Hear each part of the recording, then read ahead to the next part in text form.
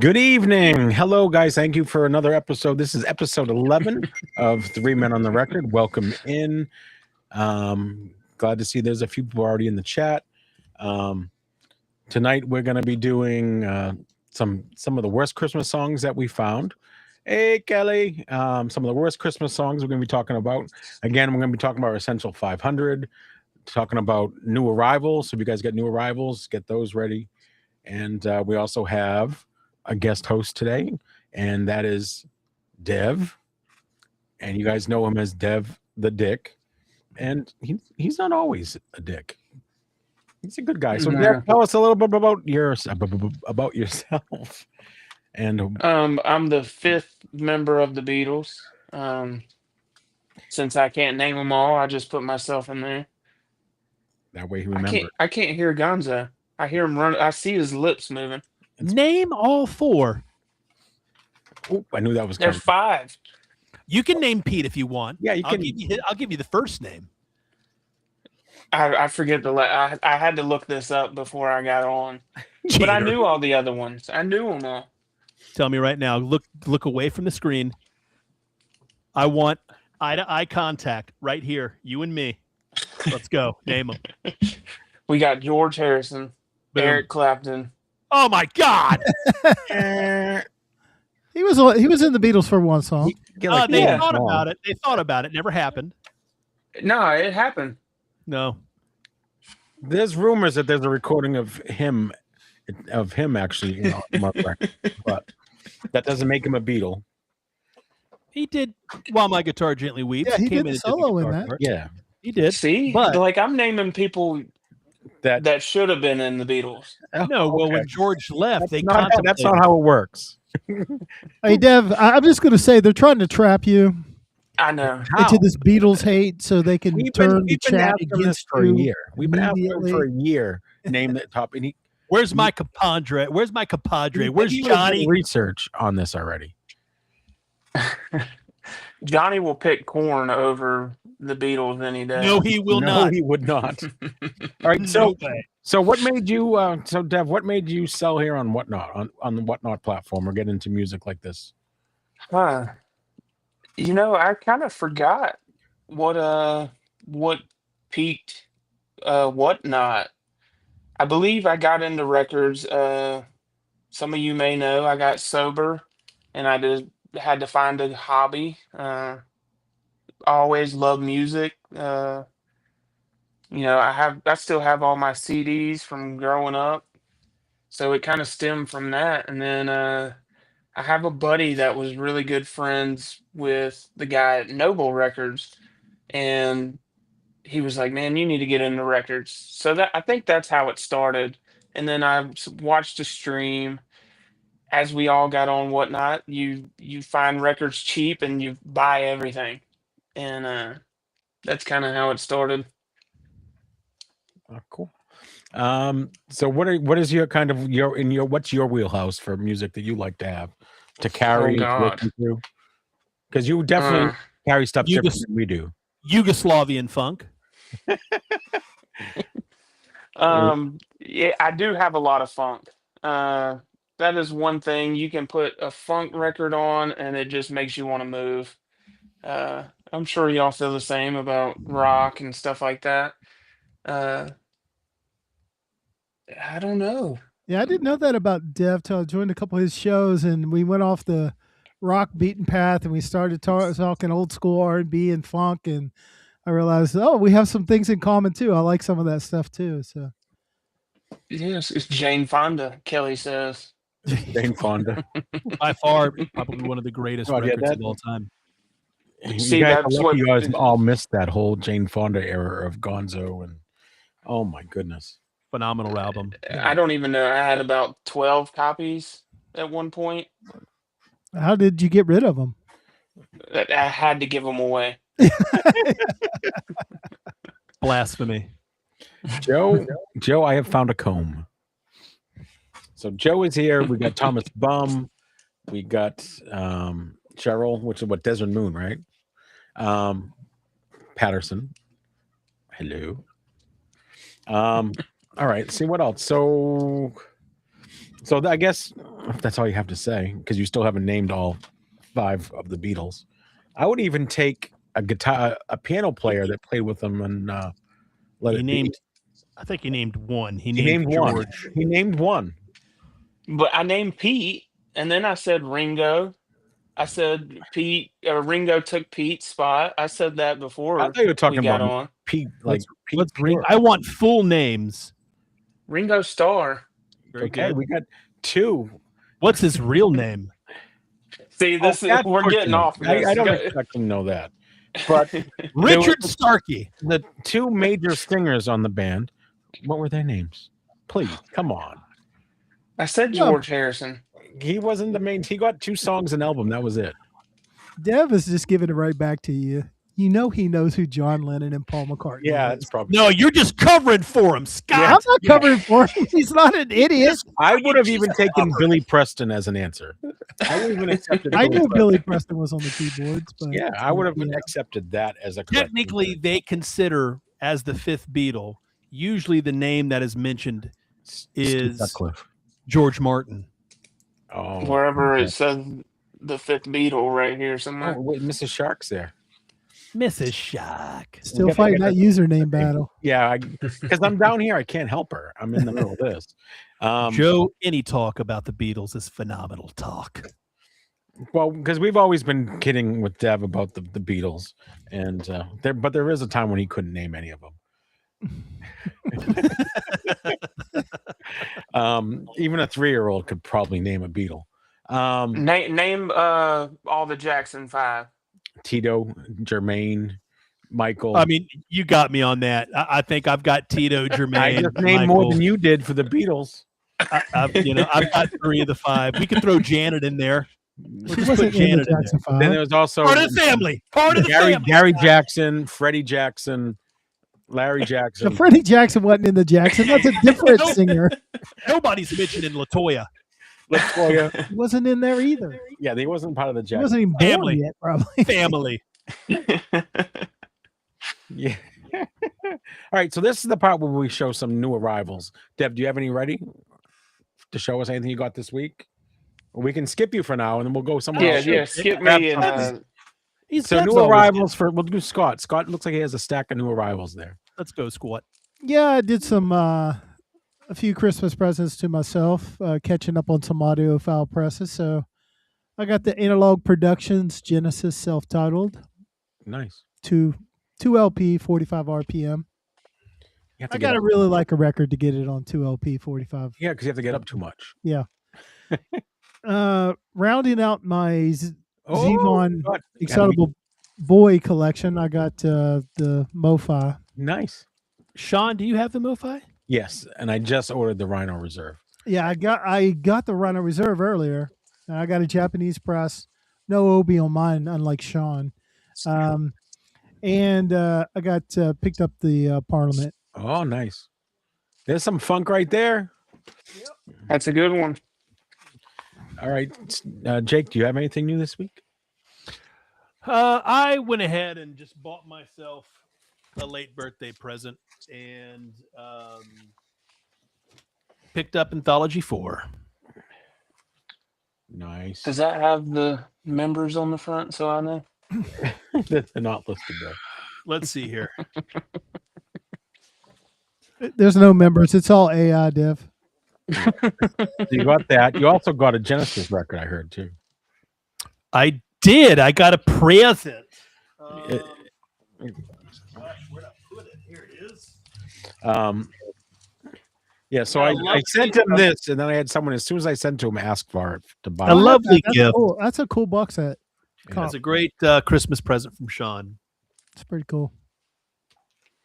I'm going to open this up most likely, and it's probably going to be 100% warped. There's no records in there. It's a rock. I have a shrink wrap machine, and so my new arrivals. One of them, I think it's been sitting outside for days. Channel 19 asked me, Johnny asked me if I had gotten my package yet from him, and I said no. And my wife, I came home, there was a box soaking wet. That is right, Chris. Luckily, it wasn't damaged. So this is the RSD Oh wow, cool. freewheeling, so it has the deleted tracks that were deleted way back in the day. Then we got Billy Joel live from Long Island, RSD. That was in the box, second box set. Yeah. And That's then nice. Warren Zevon, this is his last concert live at Edmonton Folk Festival. So they always do some great RSD titles for Zevon all the time. What else? We got 50th anniversary. Japan. Japan. I got that too. Got that. So those are my new arrivals. So Dev, what do you got that's new that you want to share with us? Watch it be. This was a big one that I found Oh wow! the other week or OG? last week. Yeah, it's OG First Press. Nice. That's a big Jack, one. it looks great. That's a big one. Yeah, huge. Got an original Wish You Were Here. Oh wow! Not the better Wish You Were Here, though. It's a good song though. Are you talking about this Oh one? yeah, he That's got the best one. That's the best one right there. Let's go. So has anybody in the chat gotten this yet and given it a listen? So is that the box set or is that the? It That is the is. box set. Kelly Nice. got me this for Christmas. It was an early gift. It looks like it's sealed. Hey, Yeah. you know what, I Dev? opened it. I did Oh, open it. Thanks for presenting that, Dev, because I'll tell my wife to get that for me, and that'll be a good little Christmas Yeah, present. this is a cool one. I opened it up. There's a booklet and stuff. You know, Has You anybody think it's got- given that a listen yet, guys? I haven't yet. Oh, So I want those Pink Floyd people to really tell us what they think. Is it worth the upgrade? Is it a big difference or not? How So much guys- was it? It was a gift. it was. I don't know. It was a gift. I'll find it. It's probably $100. I regret because I was going to buy them at Target because they had to buy Mhm. two get one free about a month ago, and they had that as a pre-order that I could have done it to, but I didn't. So that's the new arrivals, guys. If anything you guys got in the chat, any new arrivals, put them in the chat. Tell us what you got. So this next segment you guys all know as the Essential 500. We don't really want to call it I think it's going to be in more than 500, but that's all right. And we're using the word essential. We're not using the best. We're just albums that we think you should. We kind of think you should own them, but if you give them we at least want you to give them a listen, whether it's on CD, vinyl, or even if you stream, because we're not all just only vinyl. Scott probably has a ginormous CD collection. I do too. I mean, it's amazing how many CDs I actually have over here. Oh, they're actually my wife's CDs. So it doesn't have to be vinyl, but Cassette. it can be cassette. I'm not going to say 8-track because that's a horrible medium. Keith Whitley. I need that one. All right. So usually we let our guests do one of their first essentials. So Dev is up. Kelly said 250. I'm guessing that's on the box set. Yeah, no, that's about right. That's exactly what I'm looking at right now. Yeah, there's like 2 or 3 different versions of that. It's got some. I mean, it's got a lot of content. Mhm. It's got some 45s. Yeah, it's got a lot of stuff. Yeah. All right. So what is Dev's first pick? We got Jimi Hendrix. Can't believe y'all haven't done this one yet. When I first started collecting records, Jimi Hendrix was the first thing I went for. That was some of the music that reminded me of my mom and dad. Them and Stevie Ray Vaughan. Blues was the very first thing I started collecting. So this one is essential to me. Cool. I dig it. You know what's great about that is that Jimmy and I share the same birthday, and we're both left-handed. November 27th. Me and Marilyn Monroe share the same birthday. Nice. All right. What's your favorite song on that album? I gotta go with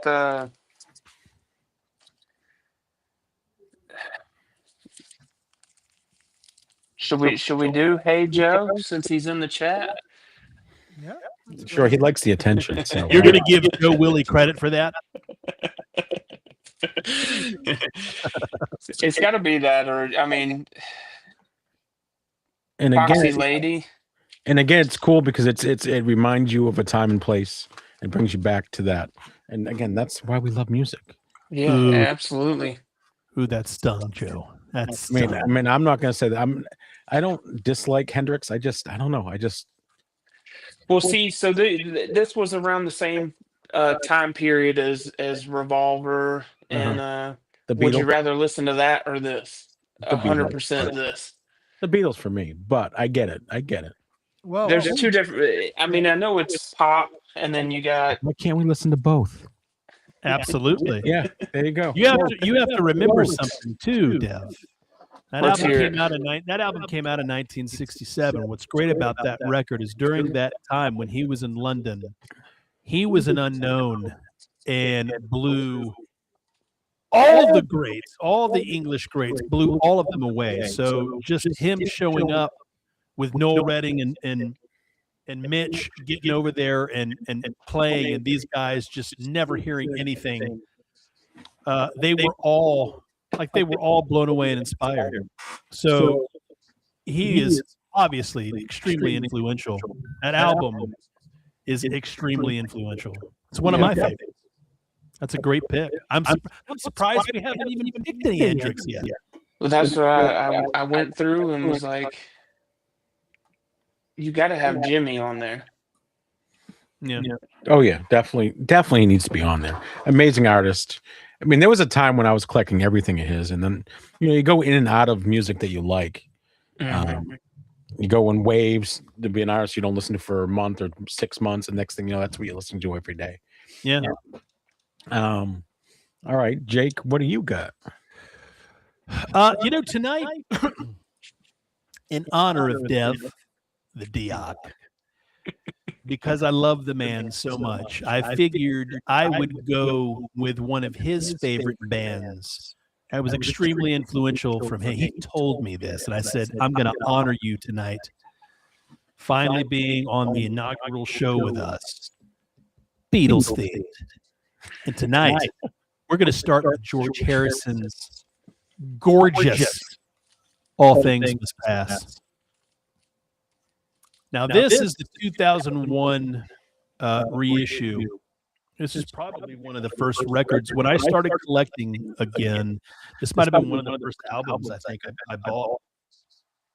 And I don't play this one. I play a lot of the other ones, but this one's a collectible. Came out. Here's what's special about it. It's great because Dev just presented a Hendrix record. His birthday is November 27th. Do you know when this album came out? This album was released November 27th, 1970. So 7 years to the day of my birthday. So it has a lot of sentimental value to me because, I think those who are familiar with George and the Beatles, this album was pretty much a lot of just compiled songs that he had written for years that he just never had enough time to get stuff out because he was pretty much only allowed basically one song a record. And we all know originally he wasn't a singer or wasn't a writer. He was their lead guitarist. So he didn't really write a lot in the very beginning and then just evolved into one of the best. And this album, in my opinion, is the greatest, like Beatle breakup, if you will, out of all the solo albums. All Things Must Pass is the best album. He probably didn't need to do the third record, probably didn't need to do, Pass the Pepperoni and all of that. We probably would have been A-okay without the jam, portion of it. But it sold over 3 million copies in the U.S., estimated, I think, worldwide 6 million. It hit number 1 on the Billboard Top 200. It had My Sweet Lord as number 1. It had Isn't It a Pity as number 16. So you had 2 in the top 20. There you go, Dev. Let's go, baby. He's a member of the Beatles. They consider it obviously one of the first major solo works by a member of the Beatles. He did have a solo record prior to this, but nothing as good as this particular album. But it was critically acclaimed. I still think it is his absolute best work. I do like Sean. I do like his first 3 solo efforts. It did win a Grammy Award for Best Pop Vocal by Mel in 1971 for My Sweet Lord. Nominated for Best Album of the Year. I'm surprised it did not win. It probably should have. So I'm going to start off with that one for the night. Next up, Sean, Scott, who we got? Scott can go next. He's like, oh, shoot. Okay. Can you guys hear me okay? Yes. Okay. All right. So I have 2 80s albums And Phil played on it. this week and a 2000 album. So I'm going to sandwich them. I'll do one of the 80s. I'm going to go Bryan Adams, Reckless. And I become a Bryan Adams fan. I heard Lonely Nights on the radio, so that was 2 albums before this one came out. And then Cuts Like a Knife came out, and I really liked that album. Saw him warm up for open for Journey, and I actually thought he was better than Journey that night. So I become a big Bryan Adams fan. So this album right here,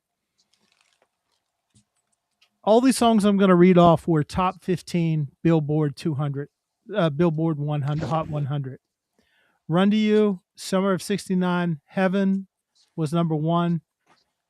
One Night Love Affair, Somebody, It's Only Love, which was a duet with Tina Turner. So you had 6 top 15 songs off of one record. Wow. I think certainly what made Bryan Adams most of his money was some mega power ballad songs. Heaven was one on this record. It was a number 1 song. But when I think of Bryan Adams, when I do my Bryan Adams streaming playlist, I put those songs down there. You know, everything you do, everything I do it for you. Whatever that song is from Robin Hood, That's your number 1 jam. Yeah, I put that at the very end of the playlist. And I go with the arena rock Bryan Adams. I want to hear Keith Scott play guitar. He's a great guitarist, and but you got to pay the bills. So I don't begrudge a man a power ballad now and then. If you lived in the '80s and the '90s, you had to do it a little bit. But this thing rocks. Summer of '69 and Somebody, Run to You. Those are all great arena rock. Foreigner, like in that vein. And I love that stuff. So Bryan Adams, 1984, Grammy nominated for Best Rock Record. I do think it is a foundational arena rock album. Could someone fact check what was the album of the year in 1984? It was a tough year to be nominated. Yes. Could it have been Van Halen 1984? I think it was Van Halen, yeah. It could have been Van Halen. But yeah, I mean, Bryan Adams, that album, I mean, This is that a better was record right here. ginormous. I Sorry. mean, I don't know how you can, Prince. that song was Prince everywhere. one? That record was everywhere. Yeah, Purple Yeah. Rain. Purple Rain. Yeah.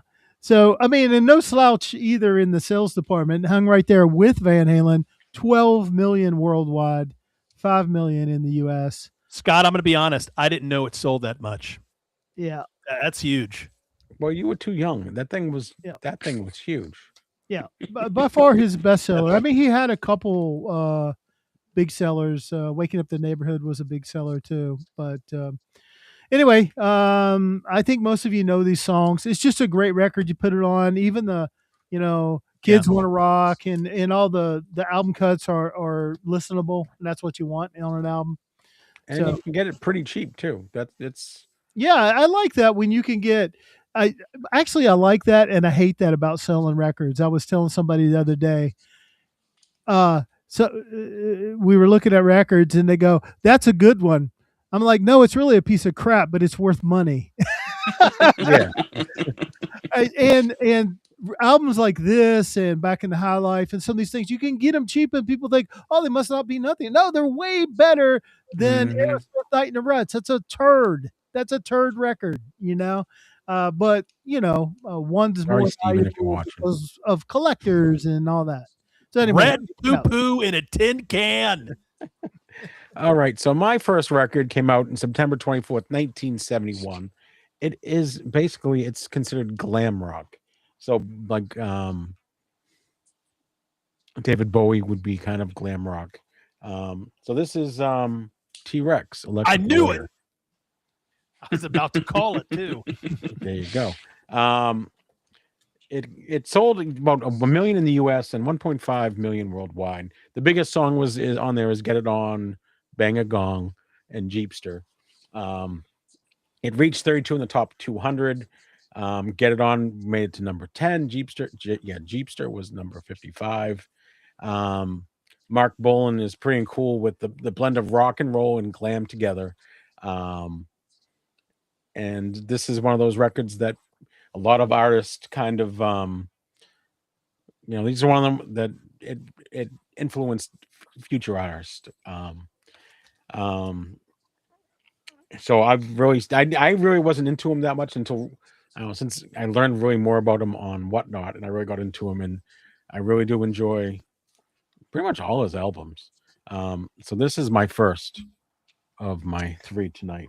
And I'm not going to go into a huge story, but I plan on going on in a big story on one of them, but not. Well, I think for most people that might that's just a great introduction to like glam rock, and I think it is their best record. It's an enjoyable one to listen to. So, very good add to the Central 500. Everybody should at least listen to that album once. Yeah, you can stream it if you don't want to spend the money. Stream it. Hey, Cap City Pop.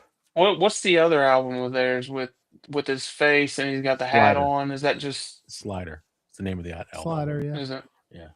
I've had that one. I think I have that on CD still. I don't. Yep. So there you go. Dance myself And this is a recent remaster by Kevin Gray. And that's the best version. Yeah. I have that one too, and that one is the best sounding version. Yeah. Although they're doing it, are they doing it at MoFi or they're doing it at Rhino Hi-Fi? Yeah, something else is audio file is coming on that. Slider. All right, so Deb, you are up next on your next pick. Abbey Road. Let's see.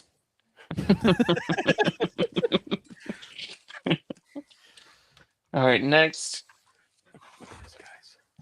we got Danzig. Nice. Self-titled, 1988. This record actually went platinum.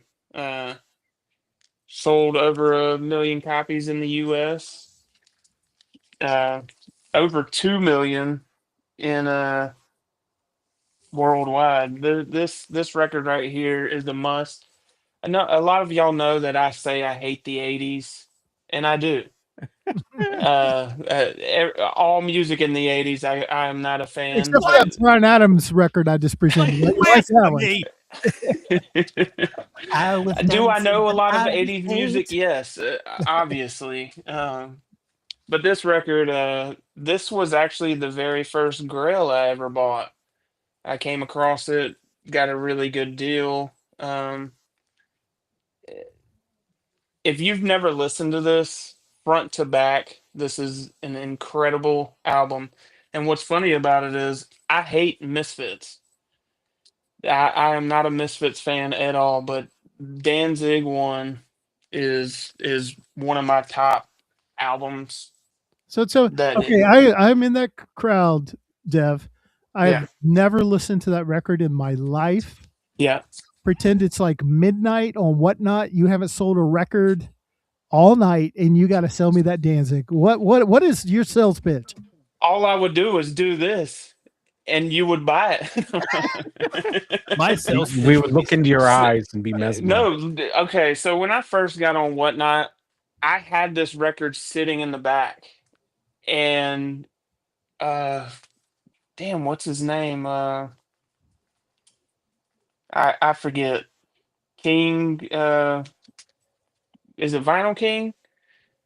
Bruce? He Bruce, came into Bruce. my show and was like, "How much for that?" Oh yeah, yeah. And I instantly knew, like, I knew he was a big guy on Whatnot at that time, and like, I knew instantly, like, people wanted this record, which obviously, um, I don't know what my sales pitch would be. I would have to play it, and It's you all would right because I just. ain't buying it anyway, but I will stream it. Good sales pitch would be No, this. you'll Hey, you'll do you end like up buying this. They recently did a reissue, so you don't Oh, have to okay. pay big bucks for it. They got like I think they're 30-40 bucks. These got bought up quick too.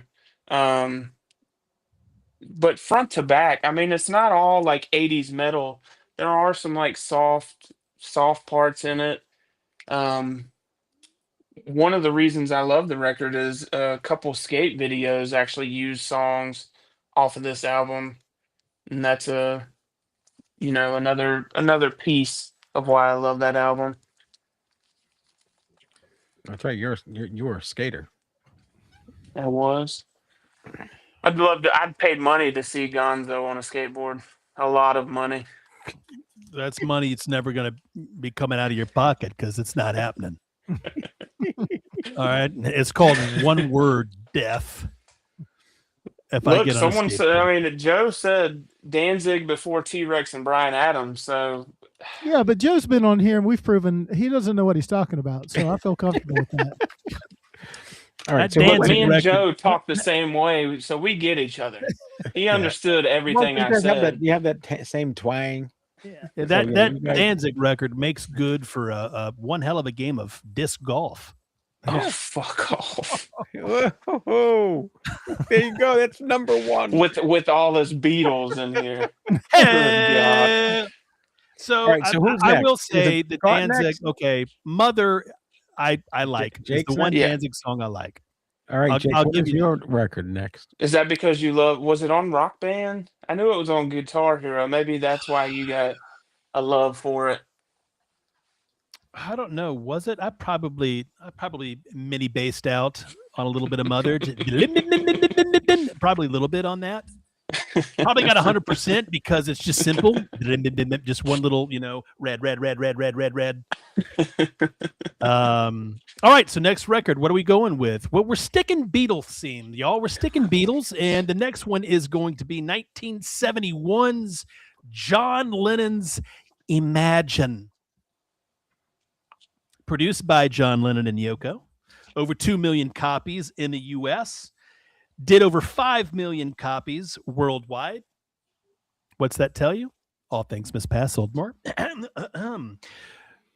lot of Not people shy have to the bad hits. taste. Imagine and There's No Way Out of Here, which is not really widely released, but it did reach number one on Billboard Top 200 as well. Imagine, I would have thought would have been a number one song, but believe it or not, it actually charted at number 3. Probably his swan song of all songs. One of my favorites. I do love Plastic Ono. Plastic Ono band I love as well. But this was the first John Lennon solo record I think I heard, and that was because of Imagine. It was really the only. In fact, when I was a little kid, I thought Imagine originally was a Beatles song, and it did win the Grammy for Best Pop Vocal in 1972, and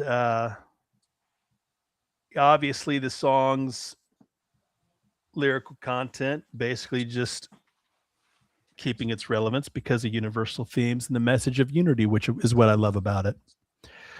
It's a very important song. I think if we take music as a whole, since music has been around, I think this is probably one of the best songs ever written. I don't think anyone would ever disagree with that except maybe Dev. But I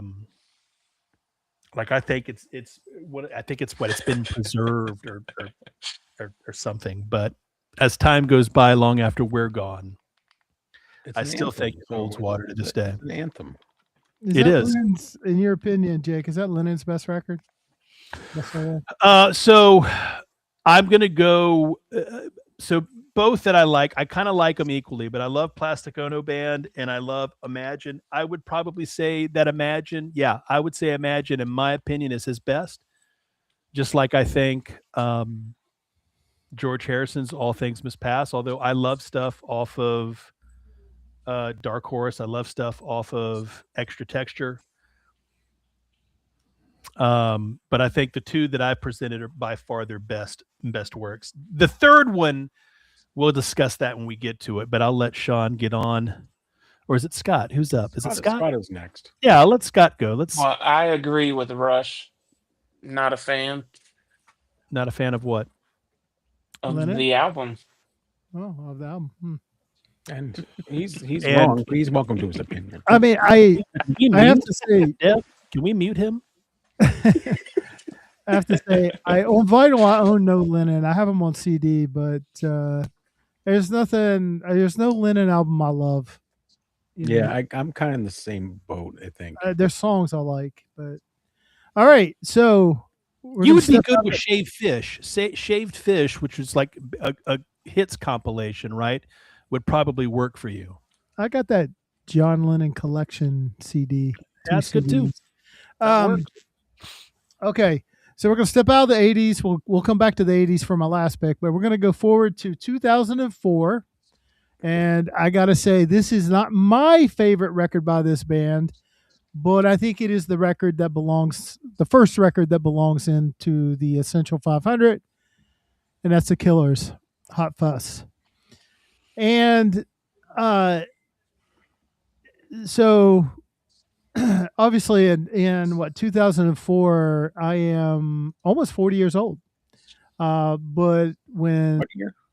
2004 is the year. God, he's old.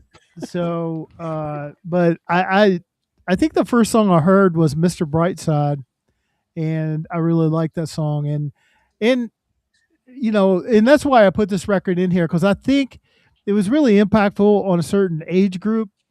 Most of them are all my nieces and nephews. Like, they love the Killers because they love this album. It was like late junior high, high school, college record. And, all their weddings I've went to, they've played Mr. Brightside has been on the playlist. So, and Mr. Brightside is was voted like 5 or 6 years ago. They did the all-time British rock songs, and Mr. Brightside was hugely It was more popular in the UK than it was in the US. Matter of fact, they broke first in the UK. They went over there to break, and then when they broke, they came back to States. Originally out of Las Vegas via Utah and Iowa and a couple other states, but they all met and hooked up in Vegas. So, all these things I've done, I got soul, but I ain't a soldier. Somebody told me, Mr. Brightside, there is a killer album cut on this called Jenny Was a Friend of Mine, that when they play that in concert, and I think they've played that at every single Killers concert they've ever done, because it's a huge concert song. A lot of fun. I will say, when people talk about, like, when you reminisce about the Stones or Aerosmith or Van Halen or any of these groups and say, who are the big rock stars today? When you go to a Killers concert, it's a rock concert. Like, they're putting it on, and they sound great, and the crowd is always into it.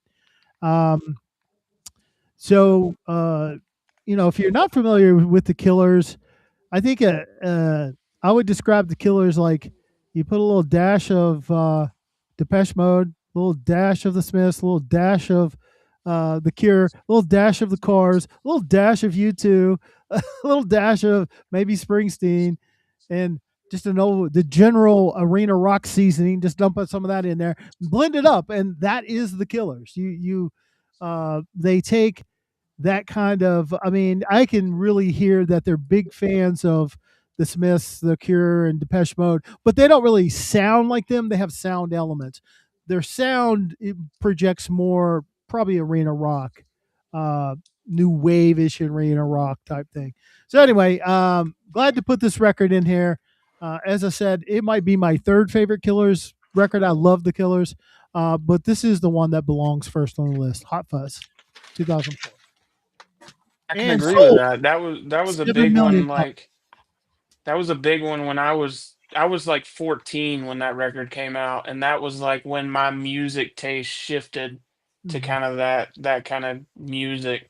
Again, I have that on CD. That was one of my like. I remember going to FYE and grabbing the Killers.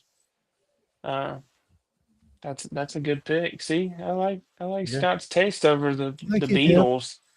I like your opinion a lot better than Tucker. Tucker says, so the Killers have nothing original about them, according to Scott. If you are a cynic, Tucker, then maybe yes.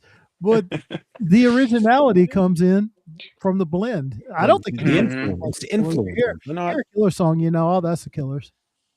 Oh yeah. And they did a Zevon song for Zevon's induction to the Hall of Fame. And they did a good job on that too. Yeah, they did a very good job. They sang was Lois Guns and Money? Yep. Yep. Lawyers, Guns, and Money. So mine is probably the biggest selling artist out of Hawaii ever. And it's not Don Ho. I was just about to say, It's not good old Henry Don Ho. Capono. It is, and I'm gonna mess the name up. No matter how many times I've tried this my whole life. Jack Johnson. Israel Kamakahuoli. Perfect pronunciation. Guys wouldn't know if I did it wrong. But everyone knows him as is. And you guys all are very familiar with one of his songs on this album. So the album is Facing Future.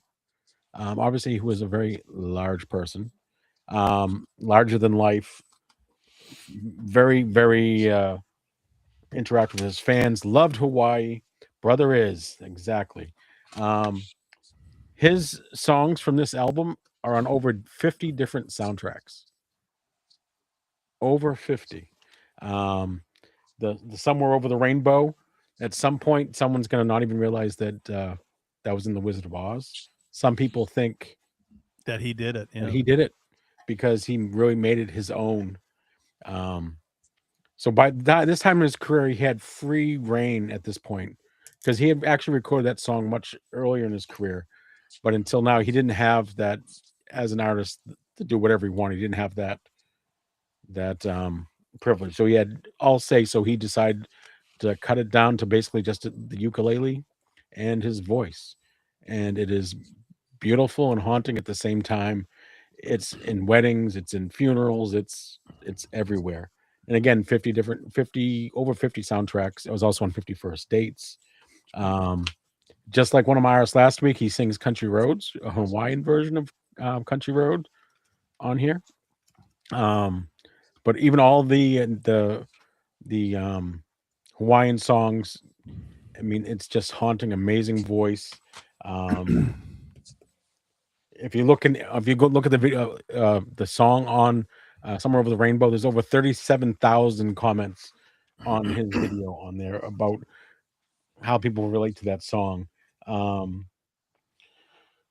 It was double platinum in Germany. It was huge in Germany, and it turned double platinum in Germany, platinum in the U.S. And unfortunately, we lost him he was at age 38 when we lost him. From compilations probably a lot to do with his weight, but one of the most amazing voices. And I think that give him a listen. I know you guys know the Somewhere Over the Rainbow. Everybody knows that song, and it's probably one of the biggest songs worldwide at this point now. That song, everybody knows it and thinks it's incredible. Oh, Give that album a listen. what? I've seen you have that album a couple of times. Do you not have the vinyl anymore? It doesn't come in vinyl. There's never been issued on vinyl. Oh, really? I thought I've seen you in your show. No, I've only had the CD. Yeah. There's They the should band that press he was in before is on vinyl, but I don't think there's anything of his on vinyl at this point. And I'm hoping that we get a vinyl release of this. And this one I don't know what the master recordings are. That would make an awesome MoFi. What Be great if label? they did RSD. Mountain, it's something like Big Boy Record Company, but Mountain Apple, distributed by Mountain Apple Company. The Mountain Apple Company. So Maybe we'll see it hopefully pop up as an RSD release the next few years. That'd be great. Yeah, if we can get a MoFi of this, would be unbelievable. So that is my second record for the That's night. a hell of a pick, Sean. But definitely give it a listen, even if it's on streaming, guys. And again, it's not on vinyl, only on CD. All right, Ev, you are next for your last pick, right? Yeah. All right, White we got Album. the Beatles. Uh-oh. There we Got go. Jar of Flies. Let's see. So this had over 2 million copies sold. It was double platinum. Estimated 3 million worldwide. So, it has two singles that were the hits. No Excuses and I Stay Away. But I don't understand how Nutshell is not. I You know, the- 100% agree with you, dude. Nutshell is the song. I feel like every guy, if you're going through something, you put Nutshell on it, changes. It's It probably my just- favorite song on the album. Right? Same here. I could put it on and I could sit when I'm on Whatnot in the shower. You put a little You're on Nutshell Whatnot on. in the shower. Always. Always. I mean, Nutshell's perfect. Let's do the show. Spinning vinyl, watching Whatnot in the shower. Exactly. It's the only way. I got to stay clean to get the vinyl, That's it. This was on number one on Billboard Top 200. Again, this was hard to choose between this and the MTV Unplugged, but I had to go with this because this was the album. This is where it came from. Then they did the Unplugged, all drugged up, but this is a must have. I concur. We now have 2 Alice in Chains in the Essential 500. What was the other one? I'm not Gonzo sure if picked- What was the other one? Wasn't it Dirt? I think Dirt we did, Dirt? yeah. Yeah, who picked Dirt. Gonzo. Gonzo. Which on Dirt, I would say Wood is probably my. Yeah, But Yeah, Wood, Wood I is. heard initially off. First, I heard it off the single soundtrack, which we ever go into soundtracks, a single soundtrack. I have that. That was one of the first. Gotta have it. Yeah, Best you got all-time Pearl. soundtrack Yeah, ever. got all the grunge Ever. hits on there. I Oh, yeah. agree with that. All right, Jake, what is So- your last one? So Jar Flies did 3 million worldwide, right, Dev? Yeah, over. All right, well, we're going to Estimated go over 3 ahead million. and estimated 3 million worldwide. We're going to end this with the last Beatle, which is going to be Paul McCartney's Band on the Run, which worldwide did 5 million copies, came out December 5th, 1973. A somewhat short album at 39 minutes, which, of course, back then, 39 minutes was probably long, considering a lot of the songs in those days were probably just around 3 minutes long. It did 2 million in the U.S., so 2 times platinum in the U.S. Estimated over 5 million worldwide.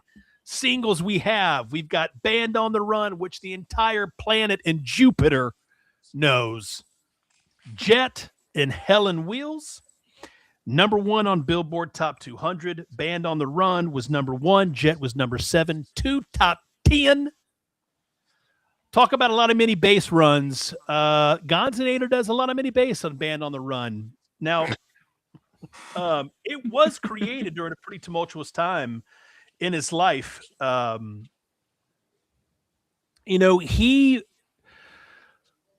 he went solo, if you really go back and you listen to McCartney, and then of course Ram, his first few efforts, I don't think were really as acclaimed per se as Imagine was, as George Harrison's All Things Must Pass. In fact, Ram was probably like his first successful record that came out, but other Beatles pretty much kind of, took the reins. And I think a lot of people gave him, I think they looked at him as somewhat, what's the word I want to say? What do I want to use? I would say that they probably expected a lot more. I think they would say it was underproduced as far as the expectations on what he would have, put out solo. But this album really is kind of what got Paul back on the map. He had success with Ram, and then of course they did their first record with Wings, but this was really the one that I think kind of brought it out. It was well received by critics. Some people consider it the best post-Beatle work, although I disagree. I'm still going with All Things Must Pass as a number one. It did get a Grammy for Best Vocal Performance in 1975. And this was kind of a change in direction for where he was going with music. It was kind of a little more rock and roll, which I like. I've always loved McCartney and John's more rock and roll type stuff.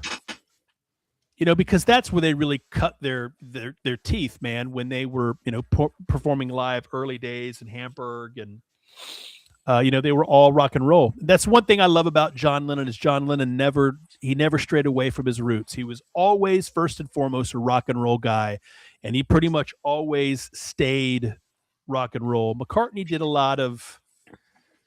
he kind of went in a few directions. But let's talk about the iconic cover art featuring the band members, which you've also got a few actors on here. You've got Christopher Lee, you've got James Colburn. Let's see who else. What we have here is a 25th limited edition of Band on the Run. It is still sealed, even though I kind of got a little grabby and ripped the top portion of that. But that is my third and final run of the night. Dev's favorite album, once again, Band on the Run, 5 million worldwide against 3 millions, Alice in Chains. That's worldwide. In the U.S., they were the same, both 2 million, double platinum. Well, they are separated by 20 some years, so in 20 years. Worldwide sells. Scott? Most of those Beatles people, lovers died out. It's all worldwide these days. Come on. Well, I will say I agree, and I'll have to examine my life choices here, but I'm going to agree with Chris Patterson. Family, a really good Beatles solo album. That's a good record. Band on the Run is a good record. Really. So you asked me, like, I'm back and forth. I love Ram. I think Band on the Run it's kind of like, his Dark Side of the Moon, if you will, right? And Ram to me is like Animals. That's the best way I could describe it. I'm more familiar with McCartney. That's why I didn't ask you about McCartney. I mean, to me, it's Band on the Run, hands down, best McCartney solo record. So I think the majority of people would just same, Jeff. I love his self-titled. I love his first self-titled. I do too, man. And I love Band on the Run. It has one of his best songs. Maybe I'm amazed. It's one of his best songs that he ever wrote. That's on his first. And I've learned to appreciate All Things Must Pass a lot more as time goes on, and how amazing that album is, and how much of that stuff. I know we already showed that album, but I forgot to talk about it at that point. Yeah, I bought that album. They brought all the George stuff that was just sitting there waiting. That they kind of just said, George, you get 2. That's it. So before we go on, think about this. I think we talked about this when Johnny was here, but it's just such a great topic to discuss briefly. Is think about all the songs that George Harrison sat on for years, to the point where he's like, I've got to get these damn things out. If they could have just handled their differences, shown up to the studio, can you imagine the albums that the Beatles would have had in the 70s had they stayed together? We would be picking different albums that were probably the greatest records of all time had they continued into the 70s. And maybe Dev could name all 4 of them if that had happened. Or Dev might have fallen in love with them. They made it just become lame. I don't think so. They started lame. I don't. They had I don't they think had so. an opportunity in the 70s to do some drugs and get on the right path. I but think. I think the '70s would have been their best decade by far. My that's when opinion. the I best think music, yeah, in the 70s, I think that's when the best music was being created. hands That's down, when '70s juices rock and roll. Oh yeah, that's I when could. juices were flowing. I can agree with that statement, Dev. All right. So Scott is up next with his last pick. All right, we're going back to the 80s. Early Yeah. 80, 1980. There you go. Just rub it in Dev's Is this the face. first AC/DC? I mean, Dev should like this one. I don't know who shouldn't like this record. All right. It's AC/DC Back in Black. We haven't presented this yet. I did Highway to Hell early on. I think on the first episode I did Highway to Hell. But I knew this would make it. So 1980. I don't know if you guys, some of you, probably Tucker out there, but you know what was going on is AC/DC was starting to become a thing in the States. You know, they had some radio songs, and then with Highway to Hell, they were getting major traction. Big tour in the U.S. You could tell they were on an upward arc. So it just really amazes me that they're writing most of the tracks, not the lyrics, but most of the tracks were mostly done for this record, waiting to record it with Bon Scott. And he passed away. And I mean, it could have been devastating, right? You're just about to achieve superstardom, and they go find a guy whose voice is kind of gravelly, but actually Bon Scott had mentioned that he thought Brian Johnson was a good singer when he was in Gordy. So they called him up and they brought him in. They went down to the Philippines for like 6 weeks with Lang. And Good even old though Mutt that Lange. really wasn't a big thing for him. And we got this record. And everybody, I remember being in, I think I was in 9th grade, like, well, I wonder what they're going to sound like. And the first song I heard off of this, it was not the first single, but the first song I heard was Back in Black. And I was like, hell yeah, that's the way to say we're not going anywhere. Greatest comeback album ever. Yeah, we're gonna mourn Vaughn, but we're gonna rock. And then of course, You Shook Me All Night Long was the official lead single, and that exploded. So these things have sold just a little bit. 25 million in the US, 50 million worldwide. It's nuts, man. Deserved Greatest it. comeback album ever. Amazing record. There's not a song on here I'm like, oh, I can't wait till this one gets done. You know, there's songs better. You know, Hell's Bells, Shoot the Thrill, Back in Black. There's just some killer. Some of the best AC/DC songs are on this album. People say fall in that Bon Scott, Brian Johnson camp, and some of the stuff.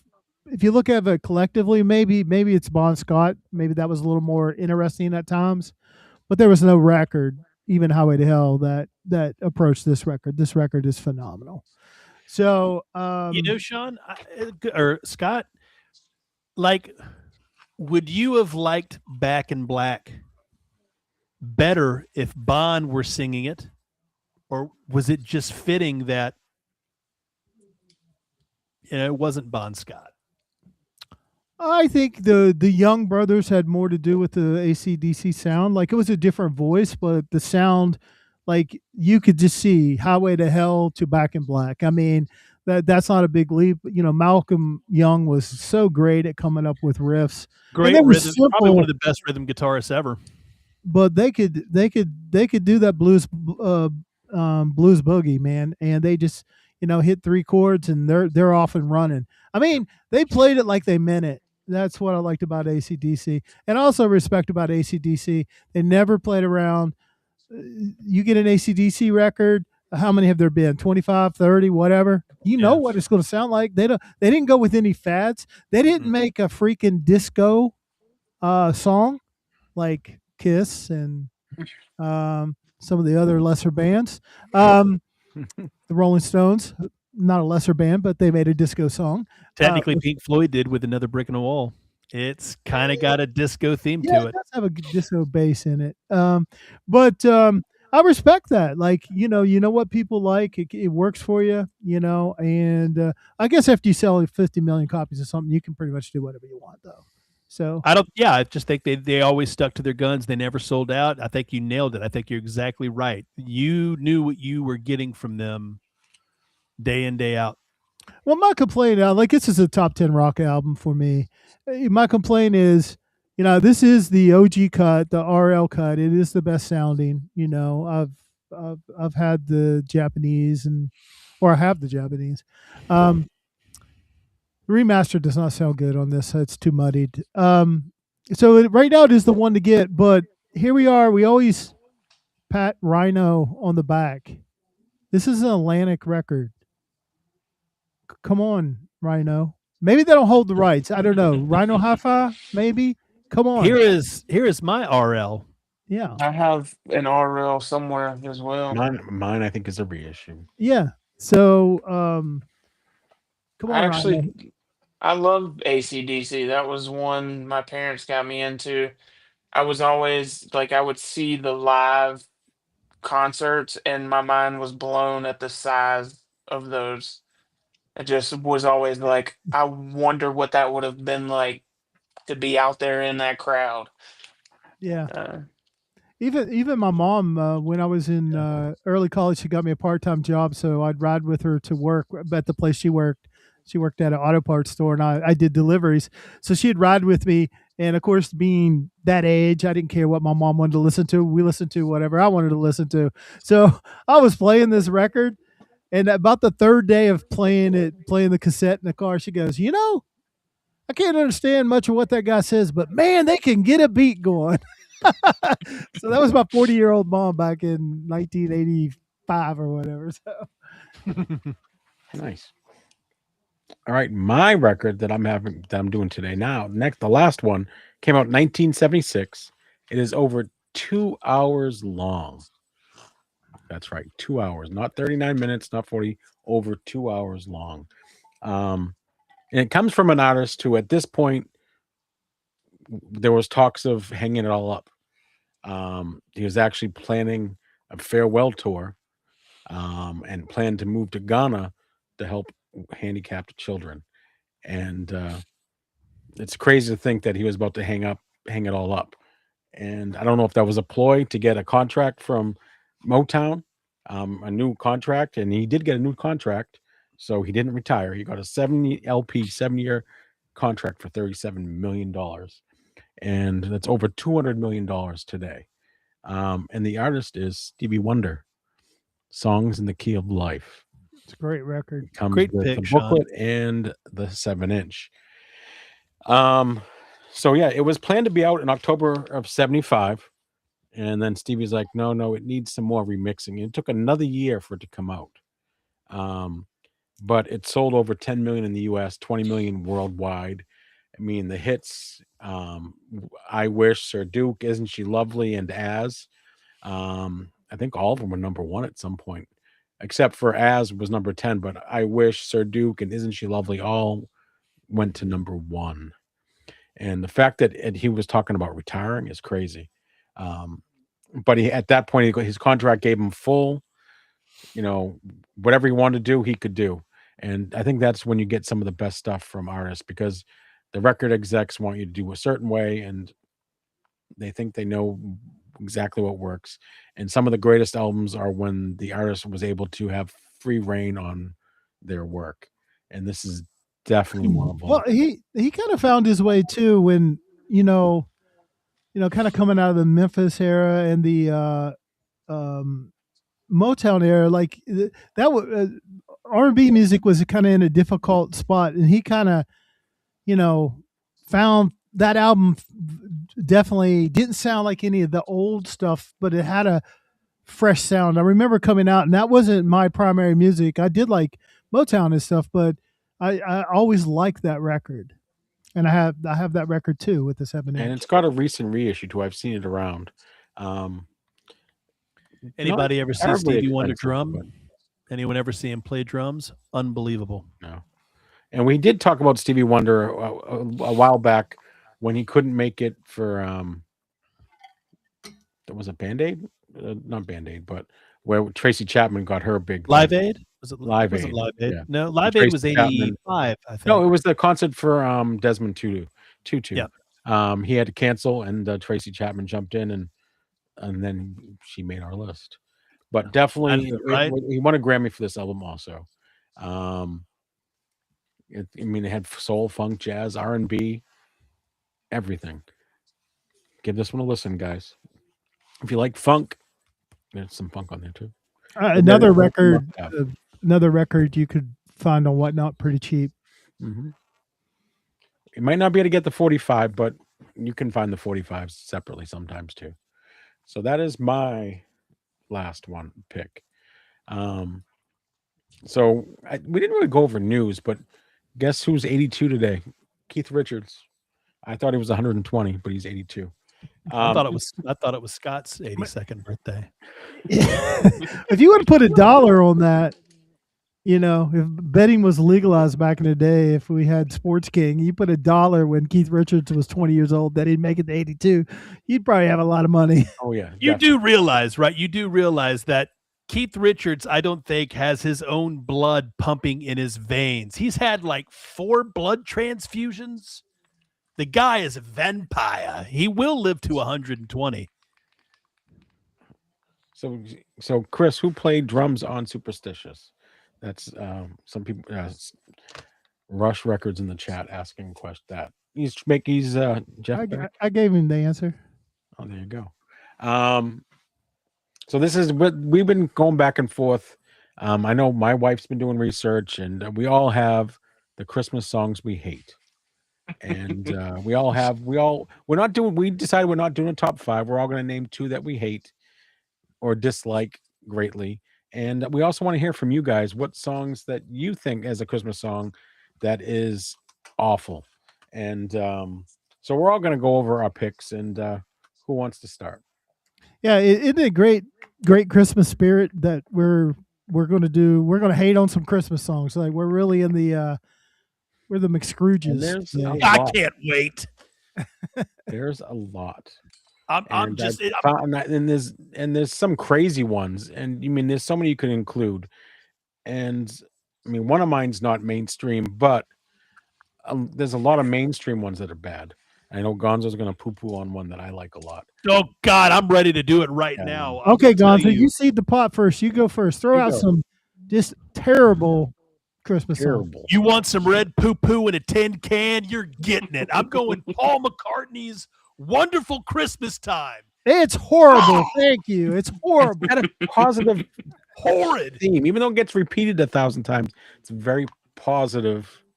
Simply having a wonderful Christmas time. That doesn't make it not annoying, Sean. It's annoying. Positive turd. It's repetitive annoyance. All right. So who wants to add another That's one? right, Joe.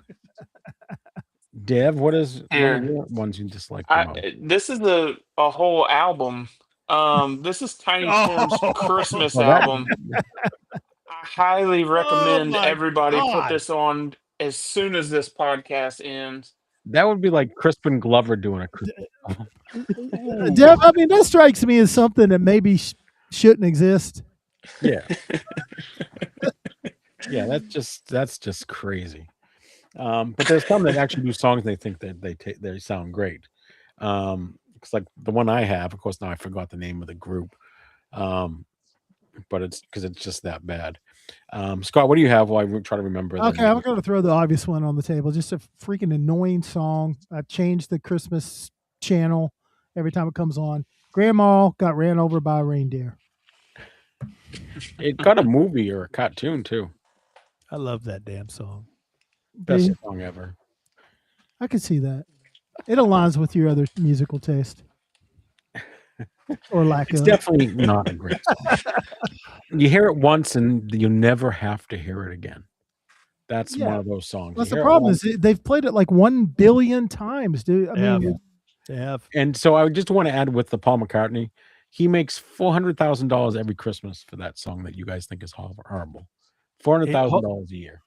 How Come on, much compared does to the shoes one make? $3.12. But Mariah Carey makes about $3 million a year on her Christmas song. What did I Paul know. make? I like that song. I But like $3 that. million dollars just something she sang years ago. What And did Paul make? 400,000. It should be negative 400,000. He should lose money. It does get a lot. Pay the every radio time. station for playing it. So my song, you definitely have to watch the video and watch. So this song came out, and it was so bad they made a Hallmark movie out of it, which just blows my mind. Starring The girl from Father of the Bride, and Rob Lowe is in it. Rob Lowe. The song is by a group called New Song, and they really take their singing seriously. And the song is called The Christmas Shoes.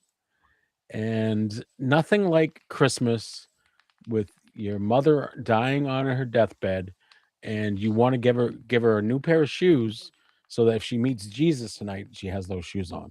Because Jesus, the guy he liked barefoot. He was a barefoot kind of guy.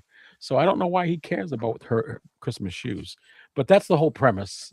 Listen to it, and you'll hate it just as much as we all did. I played it for them. all Okay, the yeah, time. I got to share that. I mean, that was a disturbing experience. Usually, we get together before the show and we kind of inspire each other, and it's just a big love fest. And so we're all sitting around, and Sean broke out the video and he shared it here on screen, and we all just sat there with our mouths agape, Jaws and we had the dropped. same reaction. You win, Sean. That's the worst Christmas song ever. I don't. Wonderful Christmas Time actually became a good song when he played the video in the song. But the movie came out after the song. It wasn't like they added that song for the movie. It was. Yeah, there's a book too.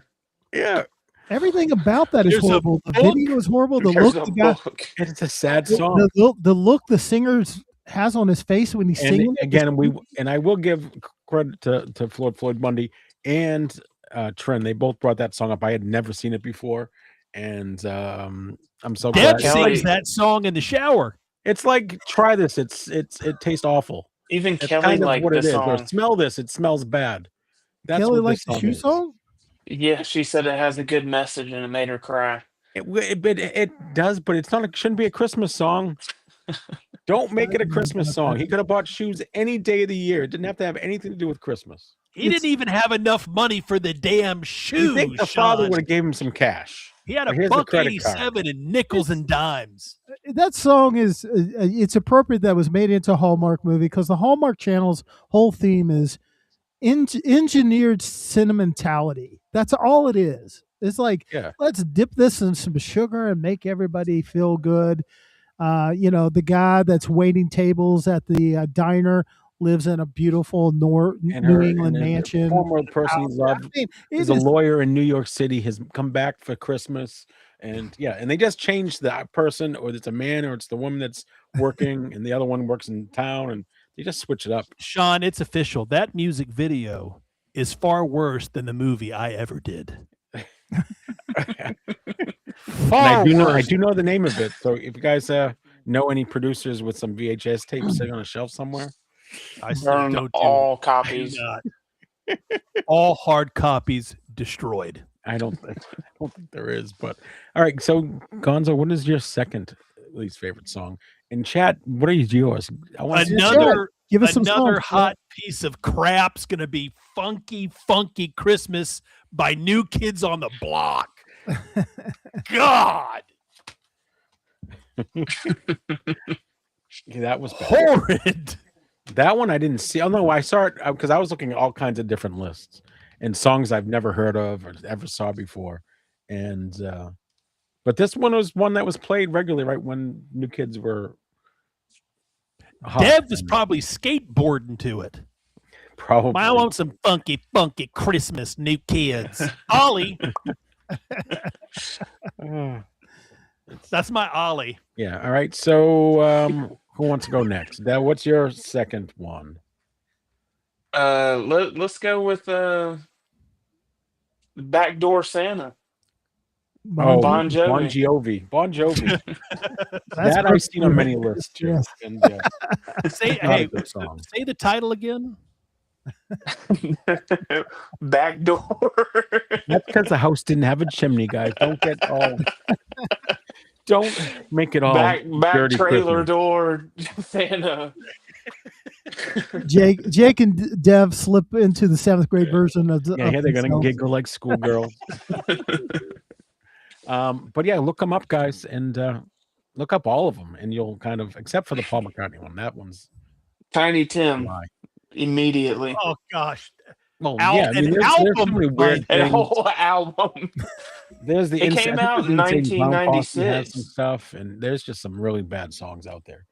But 12 songs, 36 minutes. all right, Scott, what was your second least favorite song? I don't know if it's holding the candles to some of this trash we've been talking about, but I'm gonna go Last Christmas, Wham, and the Taylor Swift version was even worse.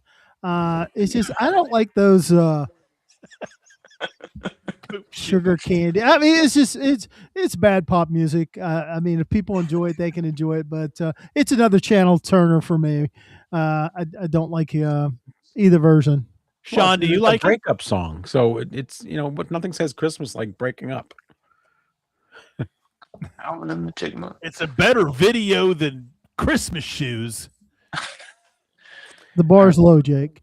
And then my true. my next selection, I couldn't limit it down to one. So every version of 12 Days of Christmas. So you Chris Patterson it. You did like 57 is because one. There's ones that they change it to different items for Christmas. It just goes on and on forever. And how many freaking birds do you need at the same time? How do you get all these gifts? What are you going to do with all these birds? The partridges and the doves and the pear trees and all that stuff. What do you have, an aviary? I mean, it's just, Deb and we're Southern, so we'll eat the birds. there you go. Put some, feed them a little extra, feed them up. But there's so many variations, and they change the lyrics, and it's just awful. I just can't. That's a find pretty one. bad Christmas list, isn't it? I mean, It is, and think of all the birds you're getting. I mean, what are you gonna do with makes those no birds? They sense. just crap all over the place. Other than the golden rings, that's the only thing that's worth anything on that list. Well, what do you think of Band-Aid? Do they know it's Christmas? I mean, that's kind of a sad one. It is a sad song, but it raised a lot of money and fed a lot of people. So it served a purpose that was bigger than the song. What about I'll tell Twinkle, you.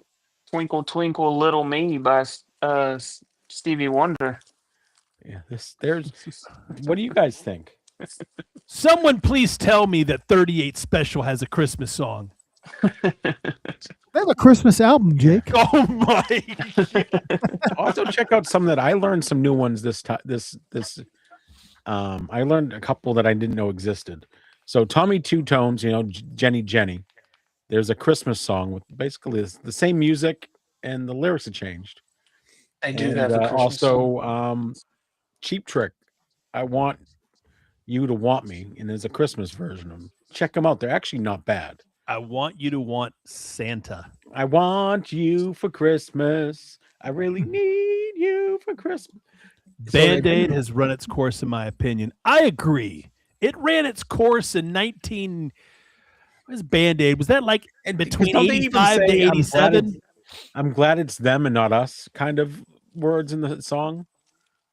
It's like it's better it's you than us or some weird stuff. So yeah, it's not I don't know. the best.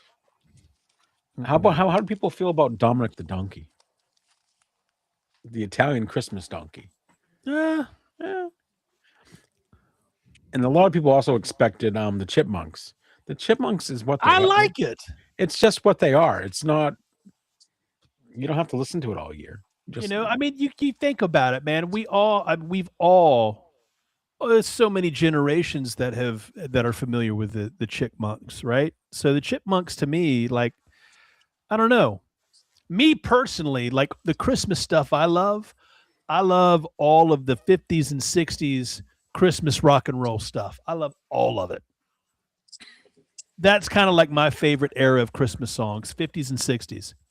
Now, what about your favorite Christmas album?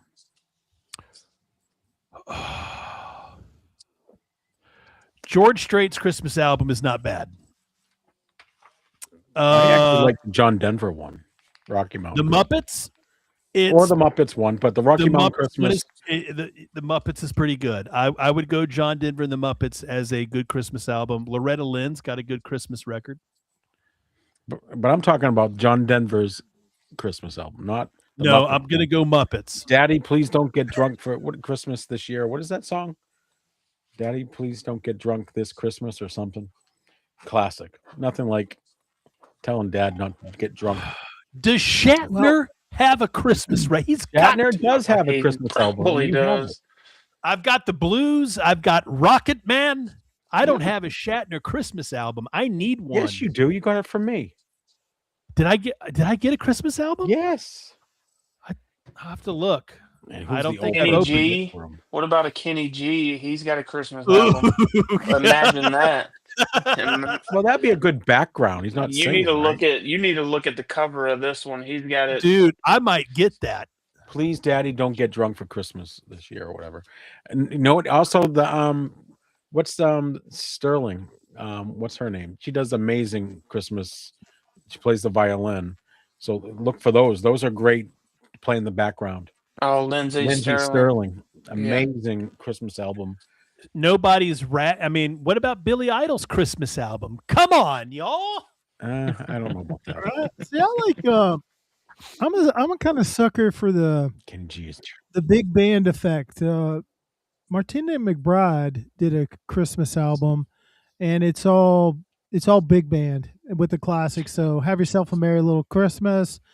Chestnuts roasting on open fire. Silver Bells, White Christmas, I'll Be Home for Christmas, all with the Sinatra big band.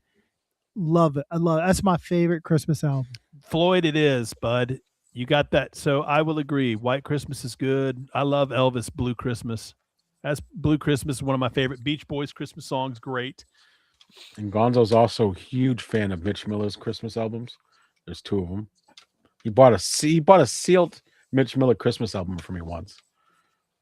There's two That was, I Kenny think G. it was, hold up. I think that whole thing was like a mistake. It was like a Now you mess tell up us it was a swipe or mistake. something. Yeah, Nat King Cole does. Yep. I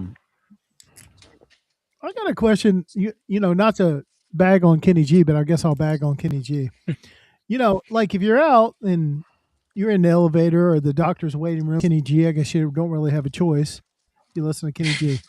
I want to know the person that goes to their wall of records and says, I think it's a Kenny G night, and picks a Kenny G record. Gonzo. This one. Gonzo's one. Is he a Kenny No, G I fan? would, if Kenny G came on, I'd say, ma'am, more gas, please. One of the hottest Christmas records to find. Right there. Unfortunately, I broke it. It's been carved. It's been I used don't as know a when I dinner did plate. it, but I broke it. But this is a rare one, hard to find. And this record is unbreakable. Non-breakable. Can I So get my what? money What back? is that? What is that? VG minus, Sean, with the Yeah. chunk out of it. Yeah, That thing is a dinner plate. But you think I could contact them and get a refund? Is it No, translucent? Move it down. It's non-breakable. Oh, we just got a lot of. Somebody requests. got hungry. So there you go. If you can find that, very rare. There's like 3 or 4 different versions, but pretty pricey. That one's That's not what the- pricey anymore because it broke. Is That's it what a the 10 inch? hippo. The hippo. Yeah, it's a bike. 10-inch 78. That version. There is a 45 version.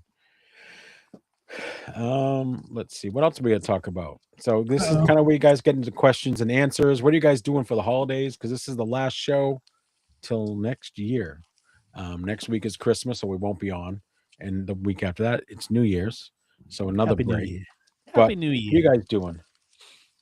Well, I'm driving down to the beach. It's a quick trip down to the beach to see my extended family.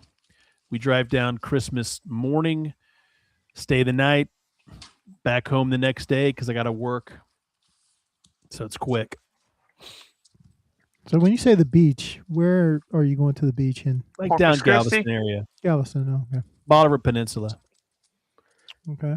Well, soon after the stream ends, my daughter, my son-in-law, and my 3 grandkids will be here for a long weekend with us up here. We live Nice. 5 hours apart, so and then we're going to turn around and go down back to where they live. My parents are down there, so kind of Christmas for the next 5 or 6 days, Christmassy. I can't wait to share with my daughter what Jake said about her. I thoughts can't on wait. Bond. I'm ready to debate. Oh, the whole Bond thing, yeah. I'm driving up to New England to see family. Probably it's not often that I get to do that, and that's what we're doing this year. And can't wait. Dev, you're I'm gonna driving. go. Yeah, I'm driving Kelly to get her endoscopy done. That's on New Year's, not Christmas. You're gonna drive her there a week She's- early. She's getting a colonoscopy on Christmas. Nothing says Christmas She than did that like on a purpose? Christmas I mean, morning colonoscopy. Such things on every on holiday. I need to do that myself. The best sleep I've ever had in my life. Oh goodness! I was So what trying do you to guys do in find. the chat? What are you guys doing in the chat? Anything exciting? I bet you can't top Oh. Kelly. She's just got Yeah, that holiday season. gonna nailed get- down. She's getting Kelly's it getting probed. from both ends. Apparently, Yeah. Christmas done funky. Xmas gone, done for fun, got funky. Done got funky. That's a good one. Guys. Look at that. Kelly, is recommend- everything okay, man? Checking that out. That should be a Christmas song. I'm getting it in both ends. For Christmas. How about Christmas traditions? Is there anything that you guys do, like maybe bake cookies on Christmas Eve, or any Christmas traditions that you guys all do? We do a family white elephant. We're doing white elephant this So, year. yep, we do a family white elephant because for the longest time, you'd go for Christmas, everybody would show up late, have dinner, and there would be presents everywhere. And it got so damn out of hand that we were just finally like, why don't we just white elephant it, this whole thing? And we've been doing that, I think, for the last 7 years. I dig it. Yeah, I think our limit's 25, and I think I'm gonna do an iPod. iPod. No. Christmas Eve lasagna. Oh, Hey, Christmas At Eve Kelly's, is we do the where they wrap everything a bunch of times and you put on oven mitts and try to rip it off. Yeah, Yeah, we've that's done fun. that all- too. That's a fun one. Yeah, man. We put a bunch of lottery tickets, scratch offs, liquor. Of course, I don't Mhm. drink, but they got the little things of liquor they put in there, money, Oh, candy, a red turd, you name it. all right. And, So a Beatles album. and Thomas, yes, the Taylor Swift clock is wrapped and ready for Lorelai to open it up. So, Dev, it's got some Yugoslavian funk in there. Yugoslavian funk. If you look that up, I Yeah, bet it's Stacey a is having thing, and I'm Chinese food. sure it's very rare. Stacy's Yeah. celebrating her holidays right now. Is this night number 5 of 8 crazy nights? I think it is. Well, oh yeah, we gotta mention D&D collectibles. So D&D collectibles, Jake met them at the Austin Record Convention and befriended them, and also Scott this last time. And they're out of Phoenix, Arizona, and they're doing their first real live show this coming tomorrow, Yeah, Friday morning, right after mine. Gonzo Shenanigans. They were very excited to see their first show. They've been very supportive with us in the stream and on They've our been- individual streams. They've with been great, sponsoring man. giveaways and buying stuff. They've been So huge supporters. we want to give them a shout out. So make sure you guys are checking them out tomorrow for their first show. and I can't believe Gonzo being such a great guy he is. Tomorrow on his show, he has 35 giveaways he's giving away. to promote D&D. If it's Beatles, I don't even want it. Just give it Well, away at to some point, someone he's going to be else. doing an all Dreamweaver giveaway show. So I have 10 It's Herbie Mann. Dreamweaver. The It's all Herbie Dreamweaver Mann. giveaway. I might do that maybe like for New Year's. Put that together and We got it. Yeah, we got it. When are we doing that? I mean, it took us forever. I mean, you would have thought in a couple weeks you could have had 10 Dreamweavers rounded up, but it was like finding a grail all of a sudden, trying to Yeah, find. we I couldn't find found any at of the that. convention. At the convention, one Dreamweaver was found. One. Scott and That's I were because- blown away. I bought them all that day for you. That was by brought the far the world greatest supply of Dreamweaver day Dreamweaver. ever. I was I trying to still see have if I the had the photo. picture. I can't find the picture. You had like 6 or 8 of them just fanned out. I mean, you see the reaction on my face. I'm like, oh, Well, you know, that's when I was driving down to Austin, I did all these record store stops, and when I would text with Jake, he'd always ask how many Dreamweavers they have, and like one store had 2, and I said the bad news is they're like G+ copies. They're bad. Mhm. You know, it's an album that again, I say it all the time, and I'll keep saying it. It's an essential album that I think everyone should have. And just like Sean has talked about, it's an affordable record. You know, you could usually find some okay copies for, $5 to $6. You find one that's like pristine, you're probably like a $10 record, but they are they've been played, they've been loved, but it is an amazing album that I think everybody should listen to. I think we all Apparently have. now it's rare those because we bought in every one of them from the East Coast all the way to Texas. We picked I up know every- this. I know Nick he's been holding it for ransom. Nick has a sealed copy. I've been trying to find a sealed copy of Dreamweaver, and he found one, and he's holding it ransom. Well, I just want to know how come everybody's shocked that we had Dev on as a guest panelist. Look Like, at him. the I boy mean, look, knows yeah, his music. I know. I've been in his show enough, and we go back and forth. And I was like, I got some respect for the young man. Ollie. He's I got think some. it's because his got best some show taste ever versus was when he Jake. didn't say a word. You know, Hey, what's funny is Devin, that was probably the most viewers I've ever had at one time. Was just me turning around And like not saying this, a word and I didn't say a word. the whole show. Best That's show whatnot. ever. Ever. So let's go around. We're probably going to wrap up early, but everybody plug away. We did D&D stuff. Let's do our own stuff. Dev, what you got coming up, buddy? Any shows? He's on every day. Yeah, he does. Not every day. every day. I'm Pretty not. much every day. This week I'll probably, or next week, I'll be having a few days off for Christmas, so I might run a bunch of shows. 15 I was shows. go- I was going really, really hard through my personal. My music taste is changing, so I've kind of been offloading a lot of albums you can get a lot of places, Yeah, Anne Murray Uh, galore. Yeah, a lot of palette records and And Murray's greatest hits and Jim Reeves, Jim yeah. Reeves. So just Ray All the Connor. hard to find stuff. Grails. Dev calls them G rails. I was trying to Get on find G rails. I was trying to find the G rails, that I got. Can't find them. Them G rails are hard to Fonzo, find. what do you Dev. got going on tomorrow morning? A whole Nobody hell of a lot of cares. nothing. Nobody cares. Nobody cares. Anything, this big anything we old can be excited forehead. about? Me? Yeah. So it didn't do a lot of purchases this month, December. As you know, it's been real stressful at work. So a lot of my focus has been end of year push at work. So I've kind of been around, not as much as I usually am, but I'm going to do my Friday morning show. I still got a lot of Japanese stuff in the store. Another Dev shower special. Smoke them if you got them. Not And, sure if my Hasselhoff. Yeah, so it's about it, and then we'll see kind of going into the new year, making a push.